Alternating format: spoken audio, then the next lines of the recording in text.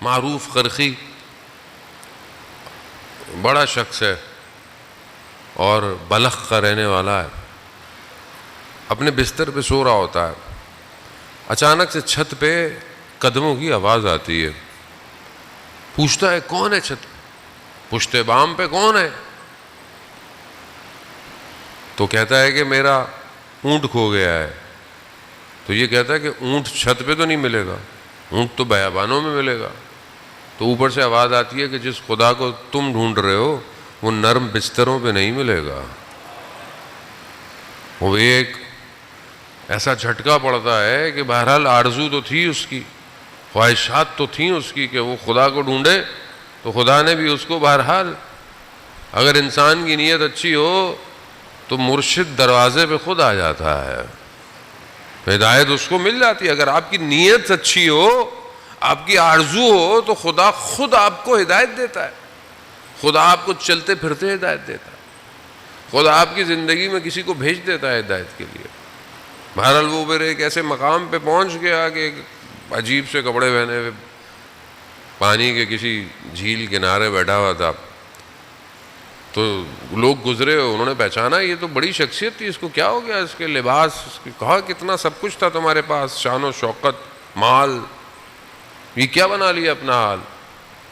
تو سوئی سے وہ اپنے پیون کپڑے پہ لگا رہا تھا، ٹانکا لگا رہا تھا، اس نے اس سوئی کو پانی میں پھینکا، مچھلیاں سونے کی سوئیوں کو لے کے منہ سے باہر آ گئیں۔ اس نے کہا جس دولت کی تم بات کرتے ہو یہ دولت میرے پاس ابھی اس سے بھی زیادہ ہے، لیکن میں کسی اور دولت کے پیچھے بھاگ رہا ہوں۔ یہ جو دولت ہے جسے سالم قلب چاہتا ہے وہ کیا ہے؟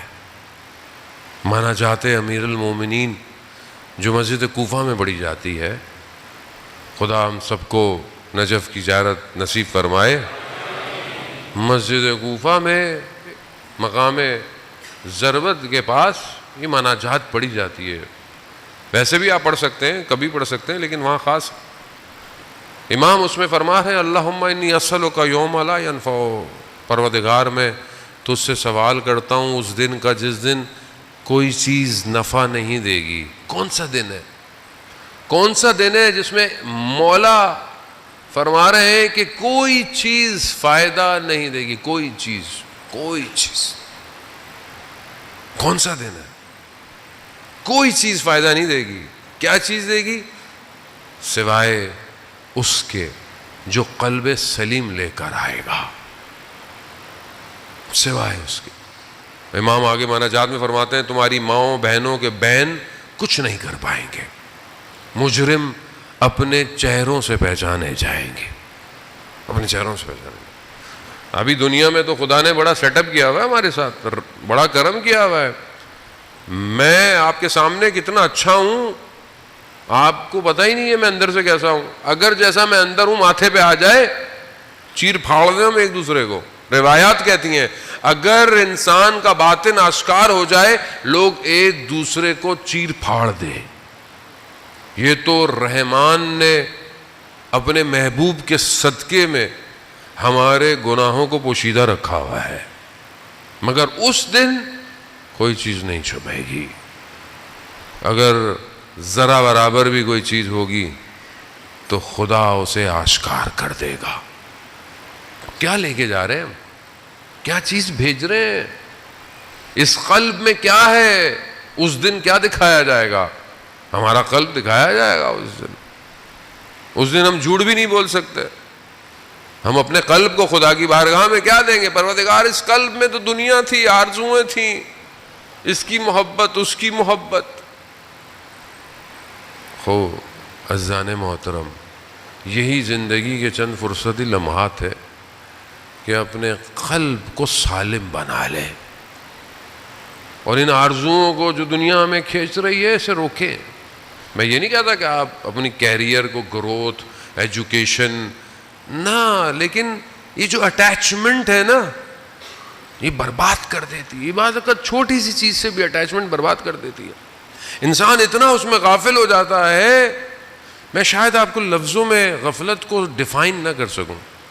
غفلت ضروری نہیں ہے کہ ایک شخص کو مثلا بہت بڑی چیز اٹریکٹ کرتی ہے تو ایک شخص کو شاید بہت چھوٹی سی چیز اٹریکٹ کرتی.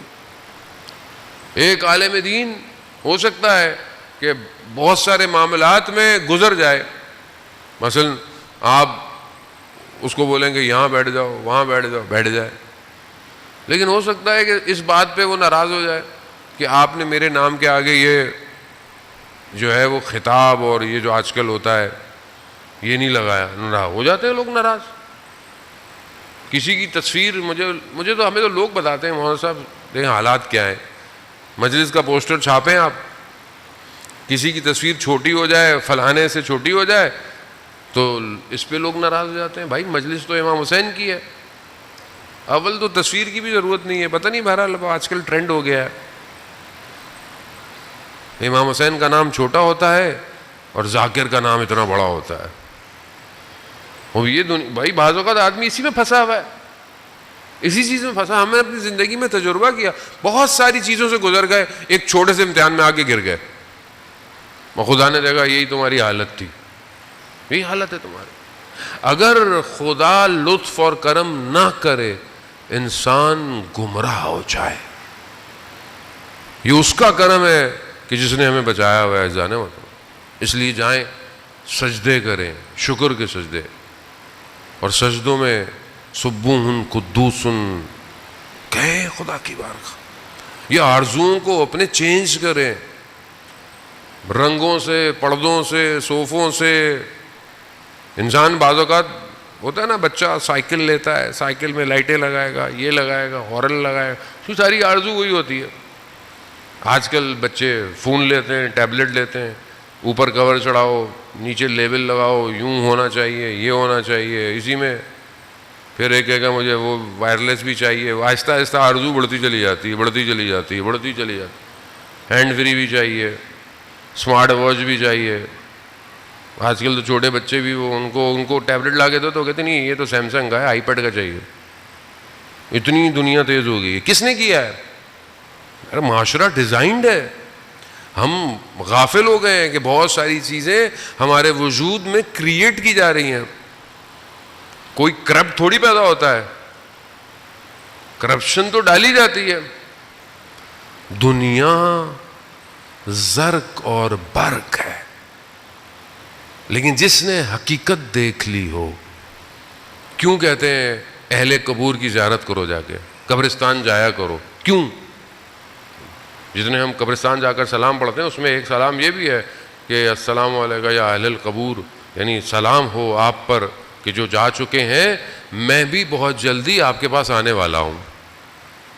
جب آدمی قبر کی طرف متوجہ ہوتا ہے نا تو پھر دنیا کی زرق برق کم ہونا شروع ہو جاتی ہے. آدمی گناہ کرتے وقت سوچتا ہے کہ میں کس لیے گناہ کروں، میں کس کے لیے یہ غلطی کروں. اگر آخرت نہ ہو زندگی میں، جس کی یہ آرزو ہو کہ میں آخرت میں بہشت جاؤں گا، بہت اچھی بات ہے، بہت بہترین ہے. لیکن کسی کی یہ آرزو ہو کہ میں اکیلا بہشت نہیں جاؤں گا، میں 100 لوگوں کو بہشت لے کے جاؤں گا، کیا بہترین آرزو ہے. ایک جوان شہید ہوا اور اس کی شہادت کے بعد ایک عالم دین ان کے گھر گئے، شہداء کے پاس. ان کے والدین کو کہا کہ آپ کا بچہ بہت اچھا تھا، آپ کے بچے میں بہت خوبیاں تھیں، اپنے کام میں بہت اچھا تھا، دشمن نے اس لیے اس کو شہید کیا، لیکن آپ کے بچے میں ایک خوبی خاص تھی، یہ رات کی تنہائی میں عابد بہت اچھا تھا، عبادت کرتا، جوان. اور پھر فرماتے ہیں کہ قیامت میں کچھ لوگ ایسے ہوں گے جن کے وجود سے نور نکلے گا، روشنی، اور اس نور میں کئی لوگ قیامت میں، کیونکہ آپ کو پتہ سورج نہیں ہے، اندھیرا ہے، ظلمات ہے، حسرت ہے، اس نور میں کئی لوگ راستہ طے کریں گے. کہا آپ کا بیٹا ان میں سے ایک ہے. تو یہ آرزو ہے ہماری کہ قیامت میں ہم روشنی پھیلائیں اپنے وجود سے. ایک مومن کم سے کم 40 لوگوں کی شفاعت کرے گا، کم سے کم لیکن وہ تبھی کرے گا کہ جب اس کی زندگی ایسی ہو.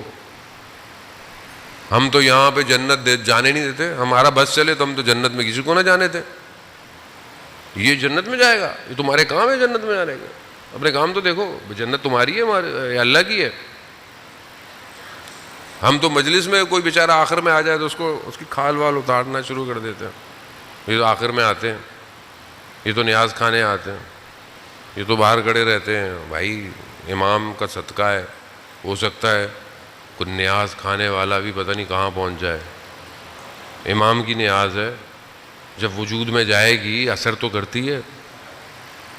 فضان محترم خوب آرزو امام کی کرے.